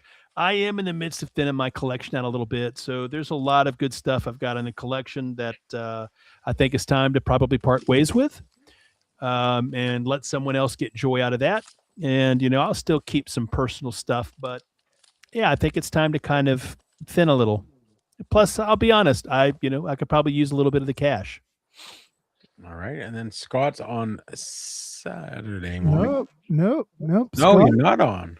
Scott is Scott's on. Now it's on vacay. Maybe Yeah. I'll jump on in the morning. Maybe. yes. Knock yourself out. I- My next show, I'm doing a joint show with Retro Retreat, January 3rd, and he's actually coming down here, and we're going to do at least 200 records. More than half of them will be Japanese press, but we got some a lot of stuff, a lot of cool stuff in there. Matter of fact, I think we got like 30 some items already in the store. We'll be loading it between now and then. But we're doing $1,000 in giveaway. So we have sealed records, a couple box sets. I'm giving away a buyer's giveaway on a Rolling Stones Japanese press Sticky Fingers.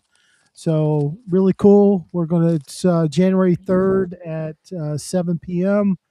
Going to stay on for 4 or 5 hours and try to blow out like 200 albums if we can. So All stolen? yeah. Well, he's picking them up on the way. All hot records. It's like Bonnie and Jeff's Clyde. favorite. He's That- driving that- from Long I've been Island. He has no accused. records. He's gonna have 200 by the time he gets down here. So look, why did they say that my records were hot and now All my everybody's records got are hot. now everybody's got hot records? Like what? He started the You trend. started Jeff. the trend, dude. All You my know- records are hot. You were saying you need some cash. If you tell people on Whatnot that you're expecting a baby, normally they kind of help you out. And, kind of how a few of us met. Well, I'm always, I need some money so I can buy some gummies because I'm almost out. So come support my show on Sunday morning. But that is a little thing that kind of links us all together. We were all and kind of I have a slip mat that will be available for sale. Ah, shock. I'm probably going to be giving one away. And so we might have some different merchandise. We have the Shark Crossing vinyl I coffee wore cup. your shirt in my stream not too long ago, and you never came in. I was I'm kind of well, upset. Remind me next time. And who knows? I mean, I got a lot Mod of sealed me, stuff. Deb, I'll Obviously, boot 'em. you're not going to get in time for Christmas, but so I don't know what So- we'll have on. Sean, you can take my slot on Saturday. Hopefully, you can sell more than 10 records like I did last time, and you can even sell the one you got from me. That Yeah. sealed Aerosmith back there in the corner. Can't see it Got right for now. like $5 or something. Yeah. Resell Oh, it for so- like 15, 20. You got Brother. Costello. Yeah, with the Hey. All right. with one of my So- favorite albums of all time. What's the joke with that? What? Okay, Costello? so being Costello. Okay, so for whatever reason, it's a topic we've talked about numerous times that certain artists just don't get love on Whatnot. Elvis He's one. Costello is one of them. Yeah. And I had a Japanese press of an Elvis Costello record. It's probably like a $20, $25 record. And I'm like, you know what? Hey, we're just going to go ahead and start it off. Do $1 start. Near mint copy, Elvis Costello. And it sold for $2. Who And I got was it? just like, wow. And I think Sean got it, or Scott got No, it. I Scott think. got it, and then I sold a different record. What did I sell? The was it the Tracy Chapman or was it the No, Bob that Dylan? was me. Oh, So you did the Eagles' greatest hits. oh yeah, I that sold I the greatest got from Eagles you greatest for sealed $4. brand new. What was it? $4 for or $4, something? and then a brand new reissue of Tracy Chapman, self-titled, which is like a $25 to $30 record. Sean got me back and got it for $4.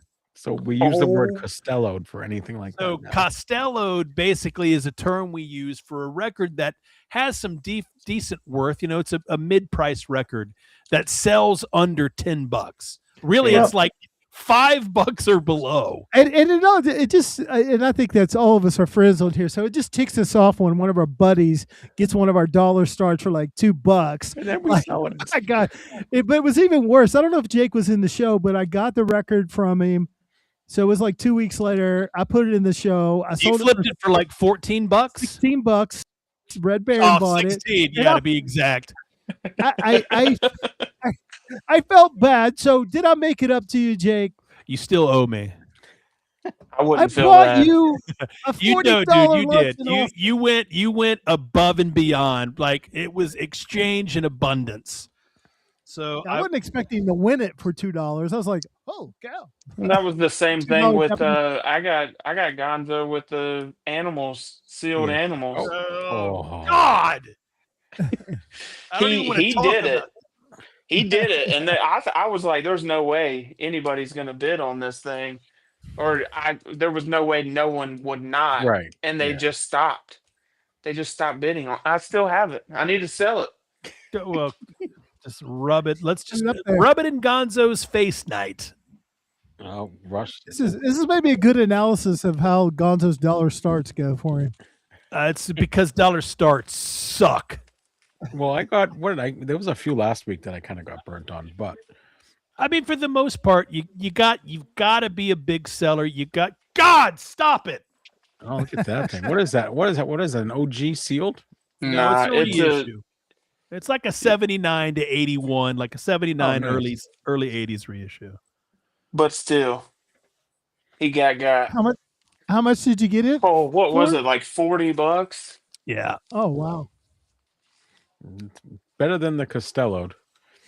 Like I sold a brand new sealed Charlie XCX the other day, and I think it sold for $4. It's But a there was $40 something else I record. got him on too. Two Japanese press. Yeah, you don't even he- remember. It wasn't he. It was Anvil. And he's like, my dad, it's sentimental. My dad liked Anvil. I'm keeping them. What'd he do? He tried to sell them at a damn show. Tried. I did. I was in there You just did? watching them. With all this information, do you think that whoever's doing the vinyl community organization for Whatnot Now says they get a new vinyl seller? Okay, here's what you need to do. Go watch this guy, and then come back, and they go watch Gonzo. Say, okay, did you watch him? Yes. Okay, don't do anything he does. You do as I do. Right? So Oh, when he my first thing got is- look, on, hold it up. was my awful. thing has always been this, right? I think there's a time and place for dollar starts. I don't think badly of anybody, right? You're going to do what you're going to do, but I look at it as gambling. You're gambling. You're taking a record's worth, and in a lot of ways, it's like it's almost being a devaluation of an item for other sellers. Granted, Yeah. I understand why sellers do it. Big sellers, because it's an opportunity to get a good crowd. And you get 50 plus people in there, things can get bid up, and it's obviously not going to sell for $1. It's going to sell for a little bit more, but you just run the risk of losing a lot. And I've seen more than not people lose a lot. And when you start running dollar shows, and again, it's my opinion, I don't think anything badly, but when you run dollar shows and you do it consistently, what happens is you attract the dollar buyers. So you're spending good money on these records that you're hoping you're going to be able to turn a profit on, but you attract the buyers that are on a limited budget. And they, like a lot of us, we all want deals, but they Yeah. come in and you've now sold a $50 record that's well worth $50 for, $5-10. How does that help other sellers? I agree with you, Jake. I think you got to do them as like a promotional item, and Yeah. it's almost like a Think promotional of it as a spin. If that reverse. thing I goes- call it a reverse giveaway. Where the Yeah, if buyer that thing goes out the door for $1 or $2, be prepared for that to happen. Don't get upset at it. And that's the That's- other That's thing. the big Scott. thing Exactly. when people get upset.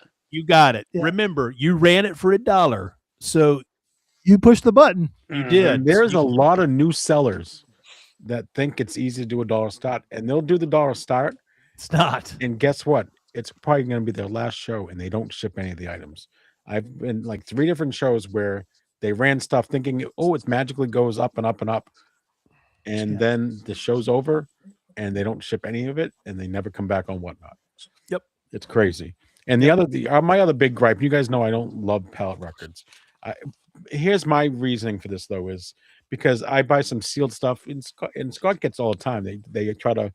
They think everything was like we paid $2 or $3 for this brand new sealed vinyl. If you buy it in a pallet, you paid probably $2 or $3 a record. You buy your records from a distributor, like every record store in the country, there's a $2 or $3 profit margin on most of those records. So people will come in going, "Hey, I'll give you 15 for this $30 record." Yeah, I'm gonna lose $10 at least. But they're so used to those dollar starts that when you run something decent, run that, and I have had 2 people this week expect me to run it for $1. Yeah. And I ran it at a below major competitors' prices, and it just sat there. Well, I think we get. And I want to see when people come in, new sellers or reputable sellers that have been here for a while. When I come on, because y'all know, a lot of you that know me know that I started as a buyer. I was not a seller. I just came into shows and purchased. But as I became a seller, man, I want to see people sell. I want to see every seller succeed. I want to see you be able to turn a little bit of a profit and make some money. We all do it because obviously the common denominator here is the love of music. And we have a pretty damn good family in the Whatnot community. And it's tough when you see, sellers that you're close with and you pretty much have an idea of the money they're shelling out for that stuff, and to watch them lose. I don't like seeing that. Yeah, you feel the pain because we've gone through it sometimes. We've all been there. I think I haven't completely made up my mind, but I think I am getting out of the sealed record business because, I made a pretty large sealed purchase last year. I still have a half of those records, and I'm competitive. Like $2-3 is what I'm clearing on them. Exactly, and a lot of margin. They sit around. You got money invested in them, and they're on Whatnot. I think they're really devalued because of the stuff that VC Vinyl does, and then the pallet records. People look at those records and they don't think they're worth $35. Correct. They actually are worth that much. So I just Whatnot is great for used, and certainly it's great for Japanese press. I think it's good for high end stuff, but I don't think the sealed guy. God bless Stacy. I mean, her and Danny do a lot of sealed stuff. Man, they hustle. They hustle. Yeah, you got to hustle if you're selling sealed records. Yeah, because the margins on it, man, really are not. They're very slim. You might make $5, maybe $3 to $5. And remember, the Whatnot fees, 10% basically gone, so that takes a big cut out of it. Yeah, but it is what it is. You got to kind of adapt to what's going on, but it does. You think you're doing all the right things, and then it kind of comes back on you. Yeah, well, nobody wanted it, but I guess we just gave a little 101 Whatnot vinyl seller. Yeah, I'll say this: 101 is anybody who may be new to tonight's podcast. I'm sure there's a lot of obviously a lot of the fellow Whatnotters that we all kind of hang out in each other's rooms, but anybody new to this, if you're ever really trying to find a good seller, you could always talk to us. We're always going to give it to you straight and let you know, like, these are some of the sellers that you want to focus on, because there are some amazing sellers on this platform. And there is a very small group of men and women that I absolutely love and adore on this platform that I buy from because I trust them. They deliver day in, day out. And my piece of advice always is buy from the people that sell. You can see a face, and they love. You can hear the music, right? That way, you know what you're getting, right? People buy from people they like, and if you've got a good product, you can listen to it and hear it and give somebody an opportunity to make an educated decision to purchase. Those are the sellers that I think we would all agree. Give them an opportunity, give them a chance to attain your business. Yeah. I mean, you got to give people a chance, and I think people fall into, I could probably list about 10 people that are my go-to for used. Dev is one of them. I always look at Dev's inventory and say, does this Jamoke have anything I might want? And why is that? Like I'll say, in NC Vinyl, Drew, he's another one. I Drew's always look at awesome. inventory. It's because I know they know how to grade. If you're buying a quality used record and it's, if it's going to cost you $30, $40, then you want to know that the person is telling you that, they were grading it properly. I mean, Jake knows what I like. So when I buy from Jake or Sean, they know, I don't want anything below VG plus Yeah. plus. I'll do usually. shows and I'll Get say, hey, someone this that is does hot this. night quality. With Yeah. light. There's so many people that do that with no light. And but here's Or like the key, this. because We got All my records look mint quadruple plus with my and- damn lighting. and me plus, in plus, this plus, plus, plus. me in this position where you guys were all my buyers. You guys were my buyers, and you became sellers. So the people that love and buy music also a lot of times do a great job selling music because they know what they want, and you have that in your mind. So you want to sell what you would buy yourself. Yep. You want to sell that to people. Absolutely. So And you wanna work that's with the people key too is they that'll love make it music. right. They also love buying music because all you guys bought from me before, Yep. and then became sellers.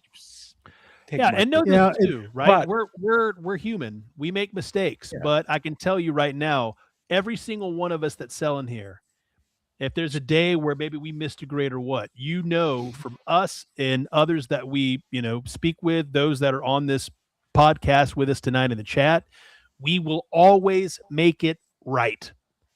Always. Always, always. We have bad nights too. Yeah, Yeah. everybody's gonna make a mistake now and then. We got to mention our buddy Rush Records, and when I say on my list, Yep. Rush knows he's on my list because I just bought 2 REM OG records from Rush. So I that's my advice to buyers. To buyers is find sellers that that they carry the stuff you want, get into a trust relationship with them. Yeah. And price is always a factor, but I don't think price should be the number one thing. The fact that you're getting what you expect at a reasonable price and everything's shipped out on time, the packing's quality, they'll take care of you if something goes wrong. That's the people you want to buy from. Yep. That's why my list isn't long. I don't buy from any of the big ones because they get so many people in the room that a lot of times that the records are not, I won't say they're not affordable, but I know I can get it someplace else probably a little bit cheaper. Love you too, Chris. Because the irony Yeah. is like I'm not gonna pay for a record because Gonzo touched it. I just What? Come but on. the I'd pay for it if he didn't touch it.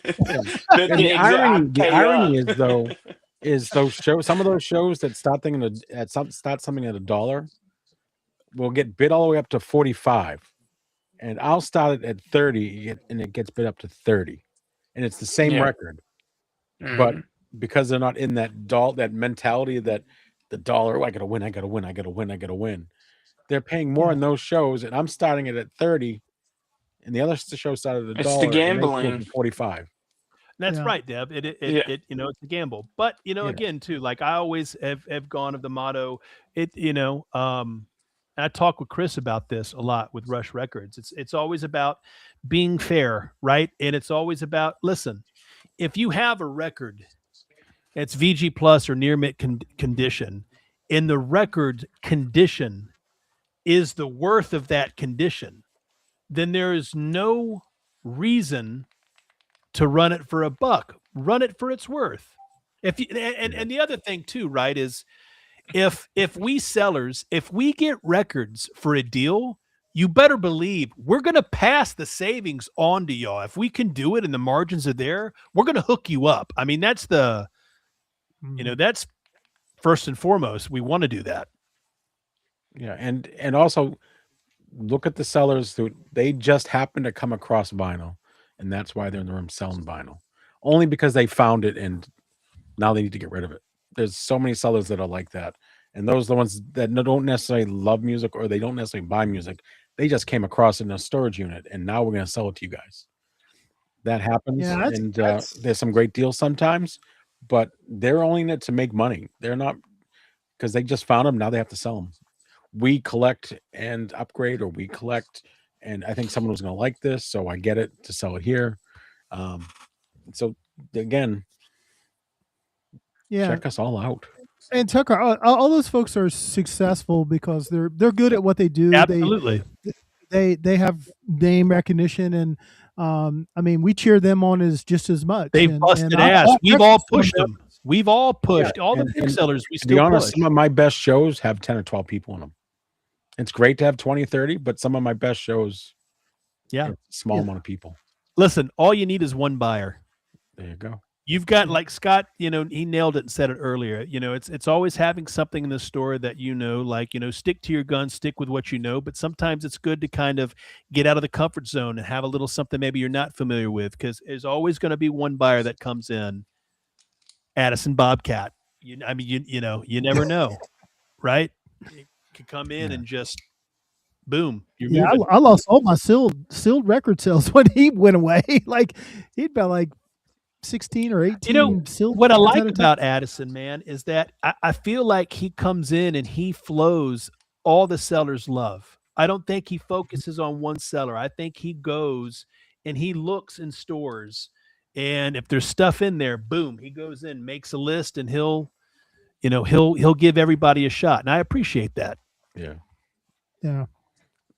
Well, I mean, that's a little bit like you got. If you can get the people, you can take a little more risk, and certainly with that January show, I'm taking a little bit of risk. $5 Japanese starts. We're going to run a lot of those, but I know one thing: got to get 75 to 100 people. So that's why we're really pushing that show. It's out there now. I'm even doing the thing I hate. I created a show and then I'm moving it all around the farm book. I hate that, but I got to do everything I can because that show will work if we get 75 to 100 people. If it doesn't, we're probably going to be lucky to make money. Well, gotta listen, get Costello me, by us. Sean, and Dev plan to be in there and Costello you on maybe 5 to 10 records, guys. Maybe Each. I only Yeah, like to that's do the that goal. to you, not them. you've succeeded a few times. It all started out with Sean and I. Sean and I we just had fun with it, Yeah. and it turned into like a big joke. And what was hilarious for like 2 or 3 weeks, people thought that Sean and I were fighting. So we just played with it. We just went with it. We're like, yeah. So it just kind of turned into an inside joke, and it's kind of spread out to a few more Yeah. sellers. But the Costello is going to be around now, I think. So, one thing we should say that, I don't know, we don't have on where our 200 viewers come from. A month in, about 200 people have seen an episode. But if you are watching us for whatever reason you're watching us for, we don't really plug Whatnot a lot on the show, but it is a great place. Yeah. A phenomenal to place, great find family. records. You can find good records at a good deal. The real bonus is the people that you meet, like all these gentlemen here over the past couple of years. I've met them here, established friendships, and I think that's what you want. It's the virtual equivalent of your local record store. You're going to go into somebody's show, that person. Yeah, they know what you like, and they're going to take care of you. And at the end of the day, it's going to be a good transaction. You're not going to feel ripped off. I get ripped off. Just me. I get ripped off. It's okay though. Mm-hmm.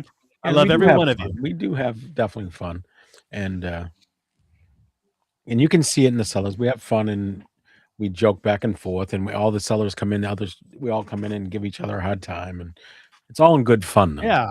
You should have seen Scott and I at the record convention, and just the shenanigans that he and I were going through when he got he comes up to me he's like, "Hey, I just got this amount of these records." And I'm like, "Yes." And So he gets like double more. He puts more in his stack. And he didn't get the same deal. I got screwed, Paid twice what I did per record. dude. So And that was Wes. That was D&D. That was Wes. Wes hooked him up. Yeah. Well, but I will give Wes credit. Wes did help me out. It gave me some amazing deals and some stuff like the next 2 days. So he did hook me up on a lot of stuff. It worked out. But I just had to give Scott hell for that. Scott was very proud. He was very proud of that accomplishment. I That- actually feel bad that I went and told you, and you added more records to your stack, and then Dude, I stacked up. they were cheap anyway, but I gotta one of my favorite whatnot moments ever was in Dev's show, and I was seriously concerned. Dev is selling the records. Kelly's helping him. She's sitting on the couch. She's eating Doritos. And I was really concerned that Dev was going to let her touch those records. Pretty sure you were like, you're not letting her touch those, right? She's handling every one of them.